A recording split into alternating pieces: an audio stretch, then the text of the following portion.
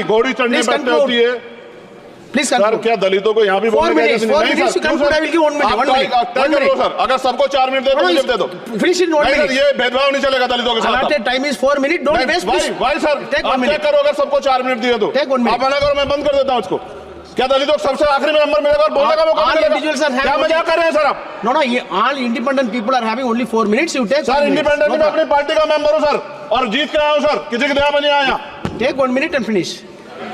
Sir, कल भी बोले तो एक मिनट। हम संविधान की गौरवशाली यात्रा पे बात करने के लिए चर्चा कर रहे हैं। कल से ये चर्चा चल रही है सर। मैंने बहुत सारे दोनों पक्ष के और जितने भी हमारे मेंबर है सुना सर, उनको बड़े बड़े नेता हैं सर। इसके भाग 1 में लिखा हुआ है India that is Bharat, Hindustan नहीं लिखा हुआ है सर। लेकिन सारे नेता संविधान पे चर्चा कर रहे हैं, लेकिन हिंदुस्तान ही कहेंगे, भारत कहने की हिम्मत नहीं जुटा पा रहे हैं। ये बड़ा सवाल है सर कि क्या संविधान के हिसाब से बात रखी जा रही है। मैं धन्यवाद दूंगा फूले साहू बाबा साहब अम्बेडकर को और मेरे नेता मान्यवर साहब श्री काशीराम को। 25 नवंबर 1949 को संविधान को सौंपते हुए डॉक्टर बाबा साहब अम्बेडकर ने कहा था कि 26 जनवरी 1950 को हम विरोधाभास भरे जीवन में प्रवेश करने जा रहे हैं। राजनीतिक जीवन में तो हमारे पास समानता होगी, लेकिन सामाजिक और आर्थिक जीवन में असमानता होगी। क्या ये चुनौती आज 75 साल बाद दूर हुई है? भारत ने 26 जनवरी 1950 को संविधान लागू होने के साथ खुद को एक संप्रभु लोकतांत्रिक और गणतांत्रिक राज्य होने का ऐलान किया। लेकिन सर, उस समय संविधान की स्थिति ये थी कि जैसे गांव का कोई आदमी, मैं 50 की बात कर रहा हूं, वो 50 साल पहले शहर में आ जाता और बड़े लोगों की महफिल में चला जाता, उस जहां वो खाना खा रहे हो, और वो टेबल पे नैपकिन को खा के जो है कि कहता कि ये तो फीका, क्योंकि वो जानता ही नहीं था, वो समझता नहीं था संविधान को, संविधान है क्या। संविधान उसके लिए महज दस्तावेज था। ये जिम्मेदारी थी राजनीतिक दलों पे कि वो संविधान को व्यवहार में लेके आते। और इसके इतने सारे आर्टिकल हैं, अगर इनको व्यवहार में लाया जाता तो मुझे लगता कि आज देश बहुत बदल गया होता। बाबा साहब ने कहा था कि लोकतंत्र भारतीय भूमि का केवल ऊपरी पोशाक है, उनके अनुसार यहाँ की संस्कृति अनिवार्य तौर पर लोकतांत्रिक है।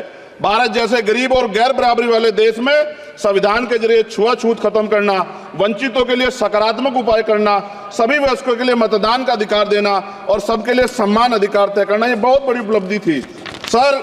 ये संविधान है कि आप वहां बैठे हैं और मैं यहाँ खड़ा होकर अपनी बात रख रहा हूं, और इस देश में आदिवासी महिला के तौर पे जो है राष्ट्रपति बनी है, और प्राइम मिनिस्टर तो नहीं बना, लेकिन शेड्यूल कास्ट के बड़े नेताओं को भी जो है राष्ट्रपति बनने का मौका मिला। इस संविधान की देन, अगर वोट हम पे नहीं होता तो शायद अमीर और जो राजा महाराजा खुद को मानते हैं हमारी गलियों तक नहीं आ पाते, हमारे हाल नहीं जान पाते। आजादी का मतलब सर सिर्फ अधिकार पाना भर नहीं है, इसके लिए हमारे संविधान में सरकार और नागरिकों के अधिकारों के साथ साथ उनके कर्तव्यों का विस्तार से उल्लेख किया गया है। बाबा साहब ने संविधान सभा में दिए गए भाषण में कहा था कि स्वतंत्रता आनंद का विषय है, पर अब हमें अपनी जिम्मेदारियों पर भी ध्यान देना होगा। संविधान ने शुरू कर, अगर सबको 4 मिनट दे दो, मुझे दे दो। ये भेदभाव नहीं चलेगा दलितों के साथ। Time is 4 minute, don't waste. भाई सर, आप चेक करो, अगर सबको 4 मिनट दिए तो आप मना करो, मैं बंद कर देता हूँ इसको।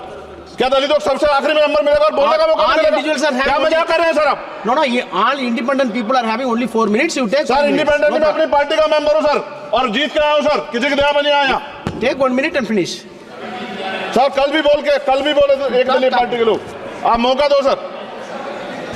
मूछे रखने पर हत्या होती है, महिलाओं पे, छोटे मासूम बच्चों पर रेप हिंसा होती है। एनसीआरबी का डाटा देकर डर लगेगा।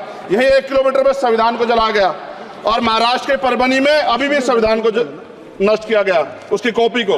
आर्टिकल 25-26 में संविधान में सभी को धार्मिक आजादी, कहाँ है दलितों की, मुसलमानों की, जैनों की, बौद्धों की, ईसाइयों की? छत्तीसगढ़ में सतनामी समाज को संविधान की अपनी धार्मिक आजादी के आधार पर जो है उनको अपमानित करके जेल में बंद कर दिया। संभल, अजमेर, अयोध्या सब इसका उदाहरण है। ये सरकार आलोचना डरती है। कितने लोग जेल में बंद है? मिरान हैदर, खालिद सैफी, उमर खालिद खान, सिफा खान, गुलफ्शा फातिमा और आजम खान साहब राजनीतिक विरोध में बंद है।